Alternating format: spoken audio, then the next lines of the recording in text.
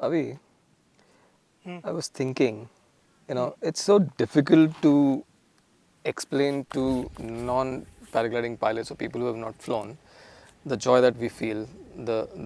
So everyone thinks that we just jump off a cliff and then we fly, and then the most funny bit for me is that people think we just hang in the air on the glider and it just takes us somewhere and we go. But when we explain things to them, like, okay, it's like an aircraft, you can go wherever you want, you can take it wherever you want. But we can never ever explain the joy of climbing, the joy of thermaling, the joy of, for some pilots, the acro maneuvers, the G force that they feel. You being a fighter jet pilot, and we have a lot of fighter jets going up over here, and you've faced more Gs, but you're stuck to flying this form of flying.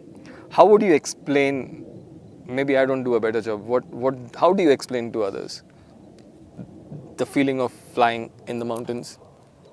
Well, like you said, it's how do you explain the taste of a gulab jamun, for example, to somebody who's not had it? I don't know anyone who's not had it, but yeah, it's difficult to explain gulab jamun. Or a laddu. Your friends? So I generally say that of course it's awesome, it's the best thing ever, and all that, but one has to do it oneself to really know what it is all about. I mean, how would a surfer explain like how he feels on a lovely wave, or a skier on a slope, or Yeah, that's true. and all that. And the best thing is that it's going to transform your life. You'll be like a happy-go-lucky guy. Flying gives you a different perspective. Obviously, you don't care so much about little things. You have a higher perspective on things, and so your vibe will tell you. Like, people should ask you like, "What's wrong with you?" I say, "No, nothing. I just fly," and that should convey, I think. So you found a fellow pilot. Yay!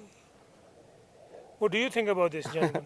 This is the best. This is what I used to love watching, because these guys are called helicopters. As a kid, I used to chasing them, love try to them, catch them. and I love the way they hover around. And this is my first introduction to flying. And how crazy is that? I just find a dragonfly over here.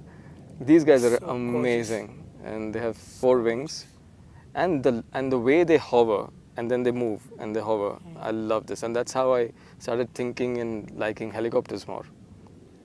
That's why you, I think, took up acro as well. Yes, There he it's goes. gone. That was the most messy launch I've seen in my life. But imagine went that upside he's down. acro. Sorry, He that's went not upside messy down launch. and then left. It's acro launch. And So yeah, yeah. I mean, good things about flight from day before. then, It was lovely to fly with the eagles, the Kashmiri eagles. Yeah. They're really sweet. yeah, They formate with you. They're flying with you. yeah, They're on your wingtip. And in thermals, I like to kind of Yeah. I turned with them. follow their radius. And if you can keep them on a wingtip, Yeah, exactly opposite, then it works out fine. Yeah.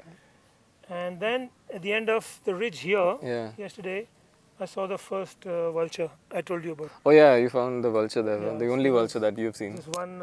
and we're waiting to see them. He wasn't as big as the griffin vultures that we see actually. Hmm. He was smaller, but the bald head clearly showed me that, yeah, he's a vulture. I prefer vultures actually. They're more graceful, The longer wingspan also. yeah, in flying than the eagles. So I had this thing day before yesterday when I was flying right on the house thermal, and there's this eagle coming at the same height as the wing, and I'm watching it. It's just coming, kept coming. And I was like, what is this guy doing? Has he not seen me? And what is he going to do?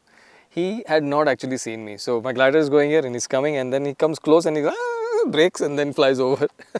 It's damn funny. Hey, you can't explain these things, unless you're in the air.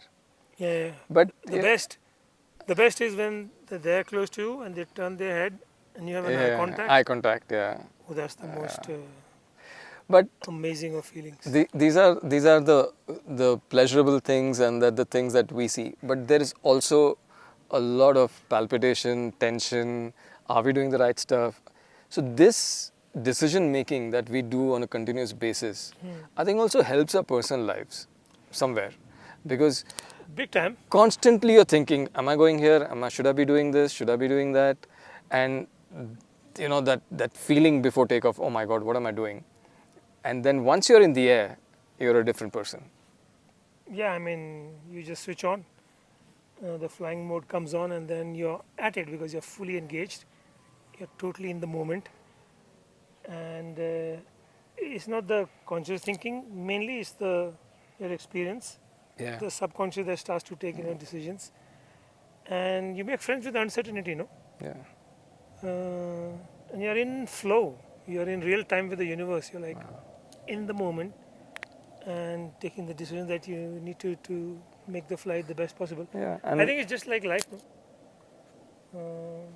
We have to accept that it is uncertain, and we have to enjoy making these choices. Actually, yeah. And one thing I've realized is once I'm in the air, I don't think about anything else. I mean, it just doesn't come into my mind. or you can't. Just nothing. It's just Yeah. about flying. Oh my God, am I seeing this? See that? And then there are different things to see. And I was Yeah. looking for bears over here.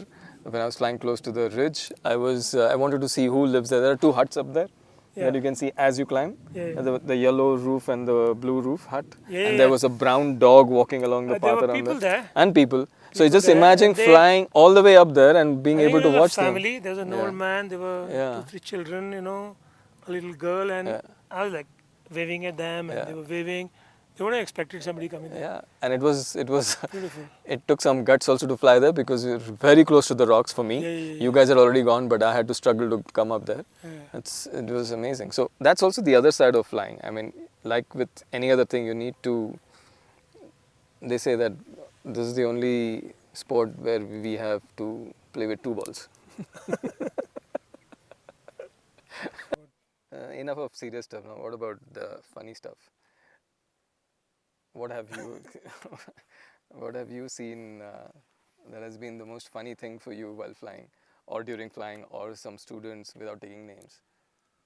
Like it's hilarious every day. It used to be the same in the Air Force. In the crew room, we used to be in splits.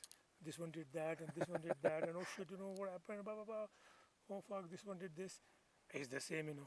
Even here, pilots. Oh fuck, do like this one did that, and it's so funny. Yeah, I mean, you can, it makes you, light. You take things like, with a little lightness, and you can't be really serious about life. You're jacked, and if you take it seriously. So The most fun thing for me is to when I was flying in Beer and then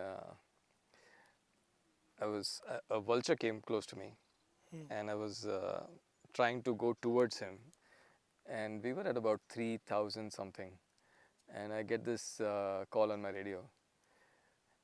ए वो bird को follow मत कर उसको उड़ने को नहीं आता है. Like who said that? I know who said it, yeah, but so weird. That above your canopy you can't see who's above you and they're watching you.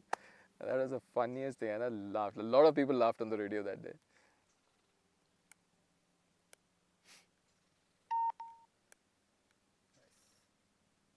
I think getting close to a takeoff now.